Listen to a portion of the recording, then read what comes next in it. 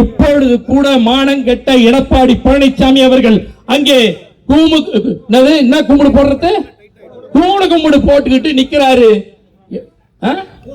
கூணு கும்பிடு எந்த கும்பிடோ? அட, அவர் போடுற கும்பிடு தெரியாதா? டேபிள் கீழே போடுற கும்பிடு தானே அவர் போடுற கும்பிடு. அப்படி போட்டு பதவி பெற்ற அன்றைக்கு நம்ம உரிமையெல்லாம் தாரவாத்தார். இன்னைக்கு மோடியிடம் தமிழ்நாட்டினுடைய உரிமைகளை அத்தனையும் தாரவாத்திருக்கக்கூடிய எடப்பாடி பழனிசாமி இப்ப வரைக்கும் ஒரு வார்த்தை பேசல. இந்த பாட்டி அதை உட்காந்துக்குது, பச்சை கலர் சேர, கையில வேற பைய ஏதோ வச்சுக்கிட்டு இருக்காங்க. என்னன்னு தெரியல. அந்த பாட்டி என்ன பாட்டி வச்சிருக்க? ஊருக்கு போறதுக்கு எடுத்துன்னு வந்துருக்குற. ஏதாவது தின்பண்டம் இருக்கா? பேர பிள்ளைகளை பார்க்க போறீங்களா? ட்ரெஸ் எடுத்துன்னு போறீங்களா?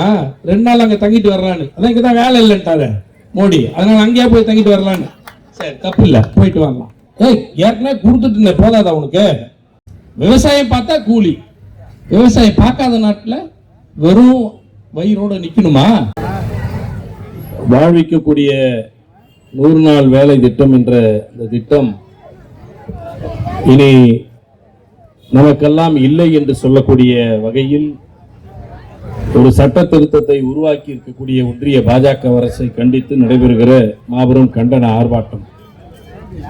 இந்த ஆர்ப்பாட்டத்திற்கு மாவட்ட கழகத்தினுடைய செயலாளர், உத்தரமேரூர் சட்டப்பேரவை உறுப்பினர், அன்பிற்கும் மரியாதைக்குரிய அண்ணன் க. சுந்தர் அவர்கள் வருகை தந்து ஆர்ப்பாட்ட முழக்கங்களை எழுப்பி பின்னர் அவரும் நம்மோடு வருகை தந்திருக்கக்கூடிய கூட்டணி கட்சியினுடைய தலைவர்களும் உரையாற்ற இருக்கக்கூடிய வேளையில் இந்த மேடையில் அமர்ந்திருக்கக்கூடிய உரையாற்றி கண்டனத்தை தெரிவித்திருக்கக்கூடிய அத்தனை கூட்டணி கட்சி தலைவர்களுக்கும், காஞ்சிபுரம் வடக்கொன்றிய செயலாளர் அருமை நண்பர் PM குமார் அவர்களுக்கும், காஞ்சிபுரம் தெற்கொன்றிய கழக செயலாளர் அருமை தம்பி குமணன் அவர்களுக்கும், ஒன்றிய குழு தலைவர் மலர்கொடி குமார் அவர்களுக்கும், தலைமைச் செயற்குழு உறுப்பினர் தம்பி MS சுகுமார் உள்ளிட்ட 2 ஒன்றிய கழகத்தினுடைய நிர்வாகிகளுக்கும் என் அன்பு வணக்கத்தை தெரிவித்துக் கொள்கிறேன். அன்பார்ந்த தாய்மார்களே, பெரியவர்களே, 100 நாள் வேலை அப்படின்னு ஒன்று கொண்டு வரணும்னு சொன்னது முத்தமிழஞ்ச கலைஞர் அவர்கள். இந்த திட்டத்தை கொண்டு வரணும்னு சொல்லும் போது 2004ஆம் ஆண்டு UPA கவர்மெண்ட் என்று சொல்லக்கூடிய அளவில் காங்கிரஸ் தலைமையிலான ஒரு கூட்டணி ஆட்சி அம்மையார் சோனியா காந்தி அவர்கள் ஒருங்கிணைத்து நடத்தப்பட்ட ஒரு ஆட்சியாக, மிகப்பெரிய பொருளாதார நிபுணராக இருக்கக்கூடிய டாக்டர் மன்மோகன் சிங் அவர்கள் பிரதமராக பொறுப்பேற்ற பிறகு நல்லாட்சி வழங்கி கொண்டிருக்கும் பொழுது முக்கிய தலைவர்கள் வைத்த கோரிக்கையில் ஒன்று, 1957 கலைஞர் அவர் முதல்ல சட்டமன்ற உறுப்பினர் தேர்ந்தெடுக்கப்படுறார். தேர்ந்தெடுக்கப்பட்டு உள்ள போன பிறகு முதல் முறை பேச வைக்கிற வாய்ப்பு கொடுப்பாங்க. அந்த முதல் முறை பேசுகிற பொழுதே பல பிரச்சனைகளை கலைஞர் பேசுறார். 25 வயது இளைஞன். அவர் பேசுகிற உரையில் வீரியமும் மிகப்பெரிய கருத்தியலும் அழுத்தம் திருத்தமாக இருந்தது. அப்ப நங்கவரம் விவசாயிகள் போராட்ட வரையில தமிழ்நாட்டில் இருக்கக்கூடிய நிலைமைகள் என்னவாக இருக்கிறது என்று சொன்னா, கூலிக்கு பதில் நெல்லை கொடுக்கிற பழக்கம் தான் இருக்கு. அதை கூட அளவு கம்மியா கொடுக்கிற வேலை. இதை மாத்தணும்னு சொல்லி கேட்கிற அந்த போராட்டத்தை தான் கலைஞர் அவர்கள் முதலில் குரல் எழுப்பினார். அவர் மனதிலே அறிவிலே நின்ற அந்த கருத்து தான் பிறகு முதலமைச்சராக அண்ணாவின் மறைவுக்கு பிறகு அவர் பொறுப்பேற்ற பிறகு செஞ்ச பெரிய காரியம் என்னன்னா, உடுப்பவனுக்கே நிலம் சொந்தன்ற ஒரு சட்டத்தை கொண்டு வந்தார். சீலிங் ஆக்ட் கொண்டு வந்து நில உச்சவரம்பு சட்டத்தை கொண்டு வந்ததுனால பெரிய பெரிய முதலாளிகள், பெரிய பெரிய நிலம் சுமந்தார்கள். 100 வேலி 200 வேலின்னு வாங்க.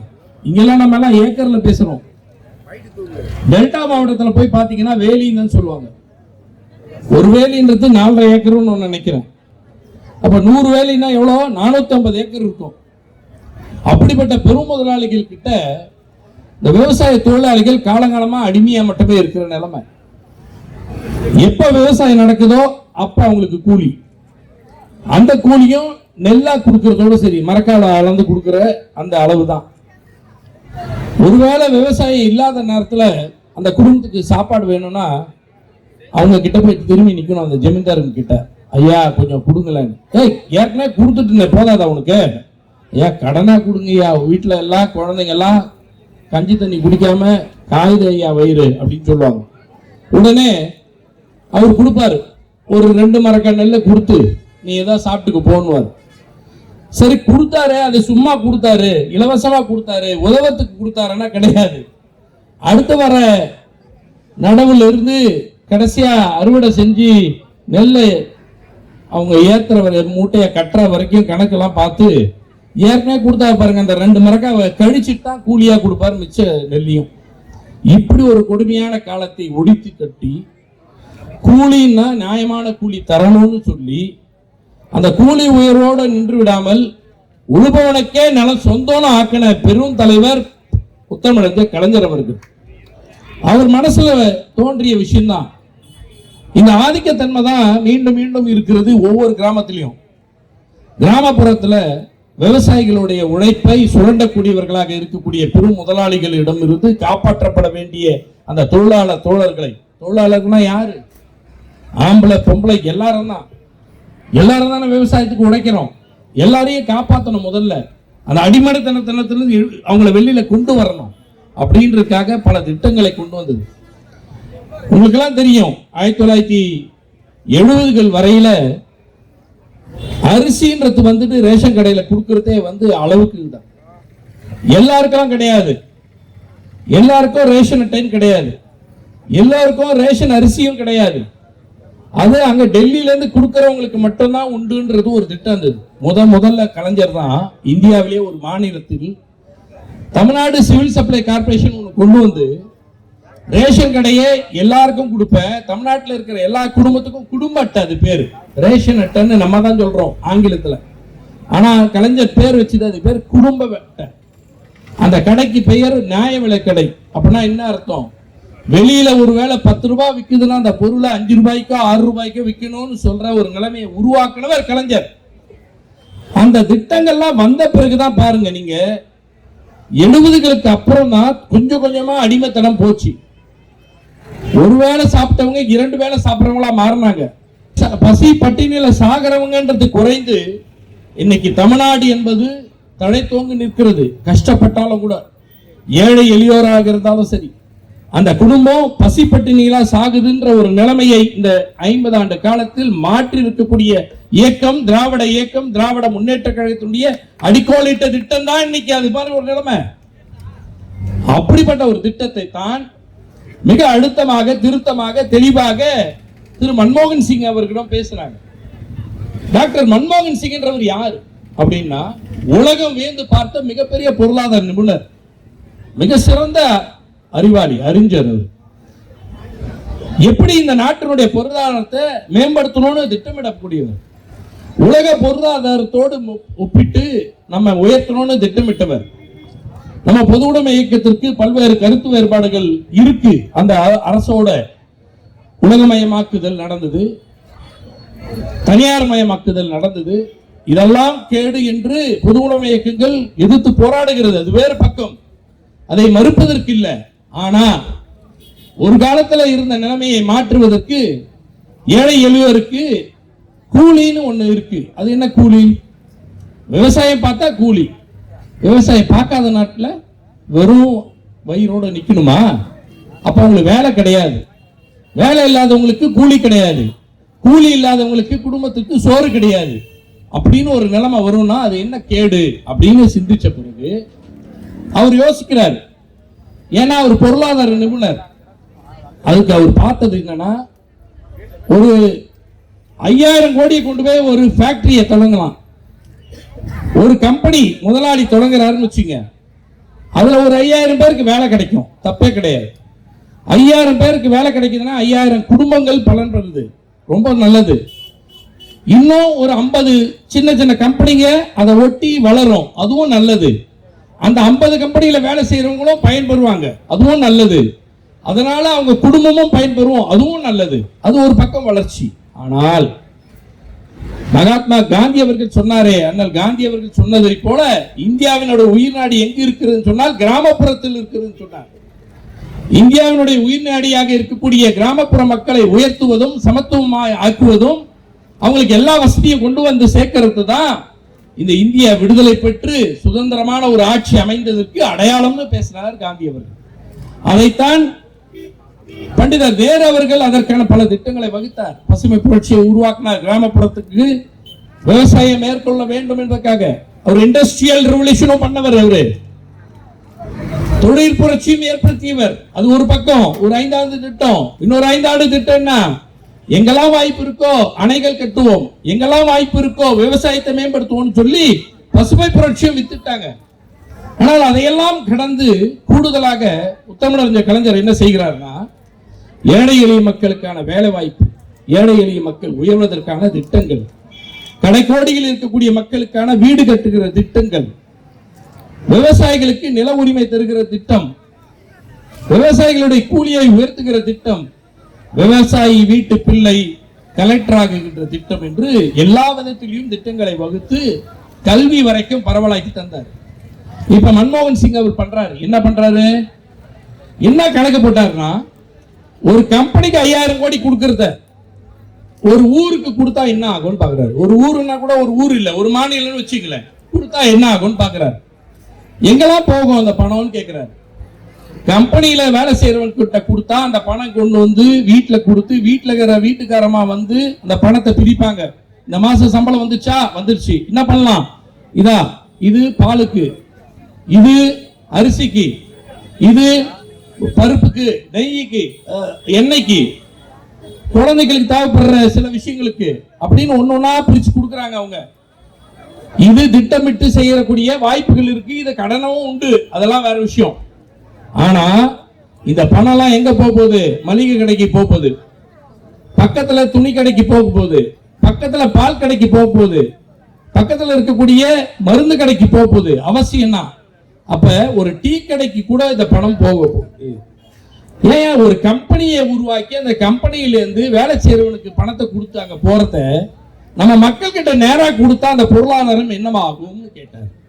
நல்ல யோசனையா இருக்கு. எப்படி கொடுக்கலாம்? அதை சும்மா கொடுத்தா மக்கள் தப்பா எடுத்துப்பாங்க. சும்மா கொடுத்தா மக்களை சோம்பேறி ஆக்கிட்டேன்னு மக்களை காக்க வேண்டும் என்பதற்காக லண்டன்ல பாத்தீங்கன்னா, பிரான்ஸ்ல பாத்தீங்கன்னா எப்படின்னா, முதியோருக்கு உதவித்தொகை கொடுக்கிற திட்டம் எப்பயில இருந்தோ இருக்கு. உங்களுக்கு எல்லாம் தெரியுமோ தெரியாதோ, நம்மளா காஞ்சிபுரத்துல இருக்கோம். பாண்டிச்சேரியில பிறந்தவங்களுக்கு அவங்க விரும்பினா பிரெஞ்சு நாட்டுக்கு போலாம். பிரான்ஸ் பிரெஞ்சு நாட்டினுடைய குடிமக்களா மாறிக்கலாம். நமக்கு அந்த உரிமை கிடையாது. ஏன்னா அப்ப அவங்க இங்க ஆங்கிலேயர் ஆண்ட போது அங்க பிரான்ஸ்காரன் ஆண்டான் பிரெஞ்சு நாடு. பாண்டிச்சேரியில இருக்கவங்களுக்கு மட்டும் அந்த உரிமை இருக்கு. பாண்டிச்சேரியிலே உழைச்சி, பாண்டிச்சேரியிலே வேலை செஞ்சு, பாண்டிச்சேரியிலே குடும்பத்தை வளர்த்துக்கிற சில பேர், நிறைய பேர் இருக்காங்க. ஒரு சிலர் என்னன்னா, என்னால முடியல, ஆனா பாண்டிச்சேரியில இருந்து பிரான்ஸுக்கு போயிட்டா ஒரு உதவித்தொகை இருக்காமே. எப்படி அது? பாண்டிச்சேரியில இருந்து பிரான்ஸுக்கார பொண்ணை கல்யாணம் பண்ணிக்கிறது, இங்க இருந்து அங்க போய் செட்டில் ஆயிடுது, அவனுக்கு குடியுரிமை கொடுத்துருவாங்க. ஒரு 50 வயசு கழிச்சு பாத்தீங்கன்னா அவனுக்கு மாதம் இவ்வளவு தொகைன்னு சொல்லி, எப்பா நீ உழைக்கிறையோ உழைக்கலையோ, சம்பாதிக்கலையோ, என் நாட்டுல குடிமக்கன் ஆயிட்ட, உன்னை காப்பாத்துற, நீ நல்லா இருன்னு சொல்லி ஒரு தொகையை கொடுத்துருது பிரான்ஸ் கவர்மெண்ட். வேற எந்த நாடும் அப்படி கொடுக்கல. ஆனால் இந்திய நாட்டில் என் நாட்டு குடிமக்கள், கடைக்கோடியில் வாழுகின்ற கிராமப்புற மக்கள், ஏழை எளிய மக்கள், உழைக்கின்ற தொழிலாளர்கள், விவசாய பெருமக்களுக்கு காக்கின்ற அரசாக இந்த அரசு இருக்கும் என்று காங்கிரஸ் தலைமையிலான திராவிட முன்னேற்ற கழகம் உள்ளிட்ட கூட்டணி கட்சிகள் இடம்பெற்ற அந்த ஐக்கிய முற்போக்கு கூட்டணி அரசு அமைத்து தந்தது என்னவென்றால், மகாத்மா காந்தி ஊரக வேலை உறுதி அளிக்கும் திட்டம், MGNREGES அப்படின்னு சொல்லி. இது என்னையாது? குறைந்தபட்சம் ஒரு கிராமத்துல எவ்வளவு நாளைக்கு வேலை இருக்கும்? அது 2 போகம் இருக்குங்க, 3 போகம் இருக்கு விவசாயம். மீதி நேரத்துல சும்மா தாங்க இருப்பாங்க. அப்போ ஒரு 100 நாளைக்கு வேலையை கொடுப்போம். என்ன வேலை கொடுப்போம்? அவங்கள போய் நான் கம்பெனியில வேலை செய்ய சொன்னா யாருக்கு தெரியும்? ஐடிஐ முடிச்சிருக்காங்க. இந்த பாட்டி அதை உட்காந்துக்குது, பச்சை கலர் சேர, கையில வேற பைய ஏதோ வச்சுக்கிட்டு இருக்காங்க. என்னன்னு தெரியல. அந்த பாட்டி என்ன பாட்டி வச்சிருக்க? ஊருக்கு போறதுக்கு எடுத்துன்னு வந்துருக்குற, ஏதாவது தின்பண்டம் இருக்கா? பேர பிள்ளைங்களை பார்க்க போறீங்களா? ட்ரெஸ் எடுத்துன்னு போறீங்களா? 2 நாள் அங்க தங்கிட்டு வரலான்னு. அதான் இங்கதான் வேலை இல்லைன்ட்டாரு மோடி, அதனால அங்கேயா போய் தங்கிட்டு வரலான்னு. சரி, தப்பு இல்லை, போயிட்டு வரலாம். அப்ப அந்த பாட்டியை கேளுங்க, அவங்களுக்கு போய் ஐடிஐ படிச்சாங்க. அந்தம்மா இப்ப இருக்கிற பிள்ளைங்கன்னா ஐடிஐ படிச்சிருப்பான், டிப்ளமோ படிச்சிருக்கான், இன்ஜினியரிங் படிச்சிருக்கான், பிஎஸ்சி கெமிஸ்ட்ரின்றான், பிஎஸ்சி கம்ப்யூட்டர் சயின்ஸ்ன்றான். எல்லா பிள்ளைகளும் படிக்கிற ஒரு நிலைமையை உருவாக்கி இந்தியாவிலே படித்த சமூகம் இல்லவா ஒரு மாநிலம் தமிழ்நாடுன்னு உயர்த்தி இருக்கக்கூடிய இயக்கம் திராவிட மாடல் அரசு. ஆனா அன்னைக்கு இருக்கக்கூடியவங்க, இப்ப இங்க உட்கார்ந்து இருக்கக்கூடிய வயதானவங்க, அவங்களுக்கெல்லாம் என்ன கல்வி கிடைச்சது? இதெல்லாம் கொடுக்க கூடாதுன்னு சொன்னது தடுக்கப்பட்ட காலம் ஒண்ணு. இப்ப அந்த காலத்தை மாற்றி திராவிட மாடல் அரசு எல்லோரையும் படிக்க வைக்கிறது. ஆனால் படிக்க முடியாத காலத்தில் இருக்க இந்த பாட்டிக்கு என்ன வேலை கொடுக்குது? Unskilled labour. அதாவது ஒரு தொழில்நுட்பம் கற்றறிந்தவராக இல்லாமல் முடிஞ்ச வேலையை செய்வாங்கன்னு கணக்கெடுத்தாங்க. அப்படி கணக்கெடுத்த வேலைக்கு எதிரான்னு பாக்குறாங்க. அந்த ஊரையே நிர்மாணிப்போமே, என்னப்பா பண்ணலாம்? அந்த ஊருக்கு என்னப்பா தேவை இருக்கு? கோலம் வெட்டணுங்க, சரிங்க, ஒரு 100 நாள் வேலை. அந்த ஊர்ல ஒரு 250 பேருக்கு வேலை கொடுத்துரு, 200 பேர் வேலை கொடுத்துரு. அந்த ஊர்ல ஒரு குளத்தை நீங்களே தோண்டி சரிப்படுத்தி வச்சுங்க, ஓகே, 100 நாள் வேலை மூலமாக. இந்த வருஷம் இந்த ஊருக்கு ஒரு குளம் வெட்டியாச்சு. குளம் அந்த ஊருக்கும் கிடைச்சது. 100 பேர் 250 பேருக்கு 100 நாள் வேலையும் கிடைச்சது. முதல்ல 100 ரூபாவா 120 ரூபாவா கூலி எவ்வளவு வந்ததுப்பா? ஏன்பா 50 ரூபா ஒரு கூலின்னு ஒரு நாளைக்கு வந்தது. தொடங்கப்பட்டது அப்ப அன்னைக்கு 2005. அதை கொஞ்சம் கொஞ்சமா ஏத்தினாங்க. 100 ரூபாய் ஆக்குறாங்க, 120 ரூபாய் ஆக்குறாங்க, 150 ரூபாய் ஆக்குறாங்கன்னு கூலியை உயர்த்திக்கிட்டே வந்தது. அப்ப கிட்டத்தட்ட ஒரு வருடத்திற்கு 100 நாள், அன்னைக்கு 5000, கடைசியா 330 ரூபாய் வந்ததா? எவ்வளவுப்பா வந்தது? 330 ரூபாய். சில தற்குறிகள் சொல்றதா, சில என்ன சொல்றதுன்னு தெரியல, சில சங்கிகள் கேக்குது, திமுக வாக்குறுதி கொடுத்ததை செஞ்சுதான்னு கேக்குது. இந்த கூலி உயர்வை 300 ரூபாய் ஆக்குவேன்னு சொன்னோம். நம்ம 300 ரூபாய் இல்ல, இப்ப 330 ரூபாய்ன்ற அளவுக்கு உயர்த்தப்பட்டிருக்கு. ஆனா 300 ரூபான்னு வச்சீங்கன்னா கூட 100 நாளைக்கு 30,000 ரூபாய். எனக்கு 30,000 ரூபாய். ஏன் நகர்ப்புறத்துல ஒருத்தர் 30,000 ரூபாய் கிடைச்சா கூட அது பெரிய பலனான்னு தெரியாது. ஆனா கிராமப்புறத்துல இருக்கவங்க கிட்ட 30,000 ரூபாய் கொடுத்தா ஒரு வருஷம் கூட நல்லா வாழ்ந்துட முடியும், உங்களுக்கு தெரியும். ஆனா அந்த கூலியை கொடுக்க மாட்டேன்னு சொல்லக்கூடிய நிலைமையை தான் இன்றைக்கு மோடி அரசு செய்யுது. எப்பயிலிருந்து? 2014 அவர் ஆட்சிக்கு வந்தாரு. 2015 அவர் பேசுறாரு, பிரதமரா பேசுறாரு நாடாளுமன்றத்தில். என்ன பேசுறாரு தெரியுமா? 10 ஆண்டு காலம் இந்த காங்கிரஸ் தலைமையிலான ஆட்சி நடந்தது. என்னென்ன திட்டம் பண்ணாங்கன்னு எனக்கு தெரியாது. அவர் சொல்றாரு எவ்வளவு திட்டம் பண்ணி இருக்கு. ஆனா அவர் சொன்னதை சொல்றேன், என்ன திட்டம் பண்ணாங்கன்னு தெரியாது. ஆனா 100 நாள் வேலை திட்டம் ஒண்ணு மகாத்மா காந்தி பெயர்ல ஒண்ணு கொண்டு வந்தாங்க, அது வேஸ்ட் நினைக்கிறேன் அப்படின்னு பேசுறவர் தான் இந்த தாடிக்காரர் மோடி. நரேந்திர தாமோதர தாஸ் மோடின்றவர், வாயில வடை சொல்றவர், டீ கடை வச்சுன்னு சொல்லி ஏமாத்திட்டு இருக்காரு. ஆனா நம்மள என்ன சொல்றாருன்னா, படிச்சுட்டு வேலை வேணும்னு கேட்டா டீ கடை வையின்றாரு. பகோடா போடுங்க, பகோடா போட்டா வாழ்க்கை முன்னேறிடும் சொல்றாருங்க. யாரு? நாட்டோட பிரதமர். பகோடா போட்டா நாட்டுல எல்லாரும் மகிழ்ச்சி ஆயிடுவாங்க, பெருசா வளர்ந்துருவாங்கன்றாங்க. எங்க ஊர்ல மசால் வடை போட்டிருக்கவங்க ஒரு ஊர்ல ஒரு 2 பேர் இருப்பாங்க. அவங்க கிட்ட மசால் வடை வாங்கலாம், ஒருத்தர் கார போண்டா வாங்கலாம். பகோடா போட்டு நாங்க எப்படி எத்தனை பேருக்கு வேலையை கொடுப்பீங்க, எத்தனை பேர் பகோடா வாங்கி எத்தனை பேர் விற்பாங்க? இப்படி ஒரு அறிவாளி நமக்கு கிடைச்சிருக்காரு. கால கொடுமை. ஒரு மிகப்பெரிய பொருளாதார நிபுணரான மன்மோகன் சிங் கொண்டு வந்த திட்டத்தில் என்ன நடந்ததுன்னா, சாமானிய மக்களிடம் பணம் போயது. அந்த பணம் சுழண்டு எல்லோரிடமும் சுழண்டு சென்றது. பொருளாதாரம் முன்னேறியது. பொருளாதார முன்னேற்றம்ன்றது ஒரு 1,00,000 கோடி கூட எடுத்துமைட்டு ஒருத்தங்கிட்ட வச்சுக்கிறதுல பெரிய பொருளாதாரம் கிடையாது. ஆனா அது 1,00,000 கோடியும் மக்கள் கிட்ட போனோம், மக்கள் கிட்ட இருந்து கடைகளுக்கு போனோம், வியாபாரத்துக்கு போனோம், அது பணம் சுழண்டு கொண்டே இருக்கணும். டீ கடைக்காரர்கிட்ட நாங்க எல்லாம் இன்னைக்கு போயிட்டு இங்க வந்திருக்கவங்க எல்லாம் டீ குடிச்சோம்னா அவருக்கு லாபம்னு, அந்த பணம் எங்க போவோம்? பால் வாங்கினவர்கிட்ட போவோம், டீ தூள் வாங்கினவர்கிட்ட போவோம், டீ மாஸ்டர் கிட்ட போவோம், பிஸ்கெட் வச்சுக்கிறவர்கிட்ட போவோம் அந்த பணம். அடுத்தது பிஸ்கெட் கடைக்காரர், டீ தூள் வித்தார் பாரு அவரு, பால் கொடுத்தார் பாரு அவரு என்ன பண்ணுவார்? அவர் கொண்டு போய் மளிகை கடையில கொடுப்பார். தான் பிள்ளைங்களுக்கு தேவைன்னா ட்ரெஸ் கடைக்கு கூட்டி போய் ட்ரெஸ் வாங்கி கொடுப்பாரு. அவசியம்னா ஹாஸ்பிட்டலுக்கு போயிட்டு தேவையான மருந்து வாங்குறதுக்கு மருந்து கடைக்கு போய் கொடுப்பார். இப்படி பணம் புழங்க புழங்க புழங்க புழங்க இந்த நாட்டினுடைய பொருளாதாரம் வளர்ச்சி பெறும், எல்லாரிடமும் பணம் இருக்கும் அப்படின்ற ஒரு சின்ன புள்ளியை எடுத்துக்கிட்டு சாமானிய மக்களிடம் கொண்டு போய் சேர்க்கிறது. இது நகராட்சிக்கு நகர்ப்புறத்துக்கு கிடையாது, கிராமப்புறத்துக்கு தான். அந்த கிராமப்புறத்தில் இருக்கவங்களுக்கு ஏன் அதன்னா, விவசாயம் இல்லாத நாட்களில், விவசாய வேலை செய்வதற்கான வாய்ப்பில்லாத நாட்களில் யாரிடம் கையேந்தி நிற்கக்கூடாது என்பதற்காகத்தான் உருவாக்கப்பட்ட திட்டம் மகாத்மா காந்தி தேசிய ஊரக வேலை வாய்ப்பு உறுதியளிக்கும் திட்டம். அவருக்கு எதெல்லாம் உறுத்துதுன்னு பாருங்க. மகாத்மா காந்தி பெயர் உறுத்துது. முதல்ல மகாத்மா காந்தி பெயர் எடுக்கணும், முதல் விஷயம். இரண்டாவது, ஏழை எளியோர் கையேந்தாமல் நிற்கக்கூடிய நிலைமையை உருவாக்கி இருக்கிறது.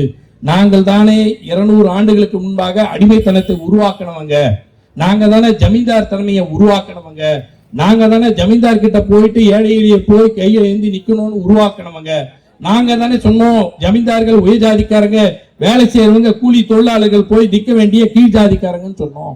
நாங்க தானே சொன்னோம் உயர் ஜாதிக்காரர்கள் சொல்லுகிற வார்த்தையை கேட்டு நீ நடந்து கொள்ளணும்னு சொன்னோம்.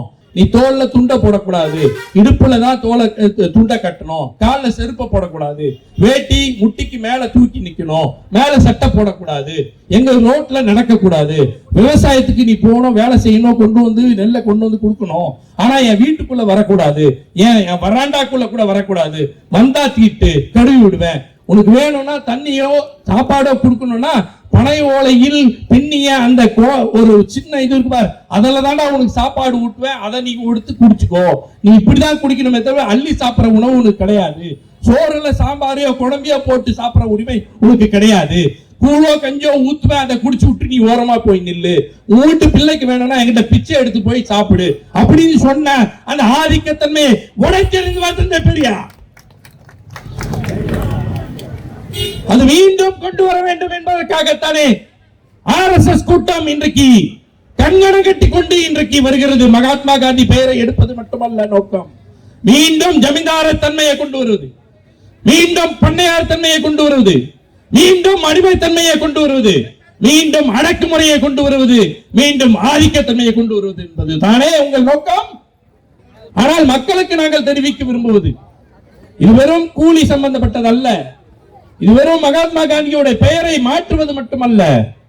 இங்கே பேசுகிற போது சொன்னார்களே யாரோ ஜீராம் ஜி என்று சொல்வது மட்டும்தான் அவர்கள் நோக்கம் என்றார்களே, அது உள்ள பேரை படிச்சா இன்னும் வாயிலே வரல, ஜிலேபி ஜாங்கிரின்ற மாதிரி இருக்கு பேரு. அட பாவிகளா, தமிழ்நாட்டில் தமிழ் பெயரில் வைப்பதற்கு எங்களுக்கு உரிமை இல்லையா? இந்த மாதிரி கேள்விகளை கேட்பதால் தான் தமிழ்நாட்டை பார்த்தால் பிடிக்கவில்லை, திராவிடத்தை கேட்டால் அவர்களுக்கு காது கூசுகிறது, தமிழ் மக்களை பார்த்தால் வஞ்சிக்க பார்க்கிறார்கள்.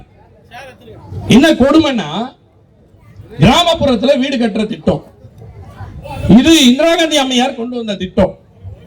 அம்மையார் அவர்கள் பிரதமராக இருக்கும் போது முத்தமிழஞ்ச கலைஞர் அவர்கள் ஆதிராவிட மக்களுக்காக வீடு கட்டுற திட்டத்தை குரூப் ஹவுஸ் இப்பெல்லாம் நம்ம சொல்லுவோம், அந்த திட்டத்தை கொண்டு வரார்.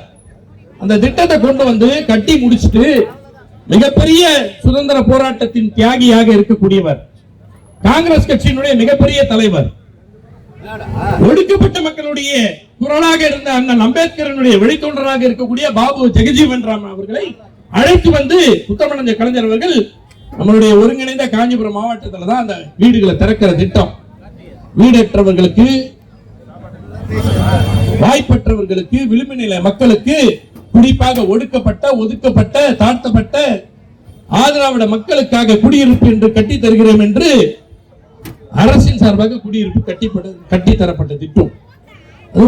பாபு ஜெகஜீவன் ராம் அவர்கள் போய் சொல்கிறார், பாபுஜி போய் சொல்றார் யார்கிட்ட, இந்திரா காந்தி அம்மையார் பிரதமராக இருக்கிறார், கலைஞர் அவர்கள் ஒரு திட்டத்தை கொண்டு வந்திருக்கிறார், அந்த திட்டம் மிக சிறந்த திட்டம், இந்தியா முழுவதும் ஒடுக்கப்பட்ட மக்களுக்கான திட்டம், வீடற்றவர்களுக்கு வீடு கொடுக்கிற திட்டம், அவர் நம்ம நாட்டு மக்கள் அவர்களை வாழ்விக்க வேண்டிய திட்டம், லிவிங் இன் எ டிக்னிட்டி என்று சொல்லக்கூடிய வார்த்தையை அரசியலமைப்பு சட்டத்திலே அண்ணன் அம்பேத்கர் அவர்கள் எழுதியிருக்கிறார். இந்த அரசு யாருக்கானது, எப்படிப்பட்ட அரசாக இருக்க வேண்டும், இட்ஸ் எ வெல்ஃபேர் ஸ்டேட் என்று சொல்கிறார், மக்களுக்கான அரசாக, மக்கள் நலன் சார்ந்த அரசாக, மக்கள் மிக மிக மிக உயர்ந்த மதிப்பீடோடு வாழ வேண்டும் என்பதற்காக, அந்த டிக்னிட்டி என்று சொல்லக்கூடிய வகையில் கண்ணியத்தோடு வாழ வேண்டும் என்பதற்காக கட்டமைக்கப்பட்டிருக்கக்கூடிய திட்டம் இது. இன்று இந்திரா காந்தி அம்மையார் பெயரால் உருவாக்கப்பட்ட வீடு கட்ட திட்டம். அவங்க கொண்டு வந்த திட்டம் வேற மாதிரி.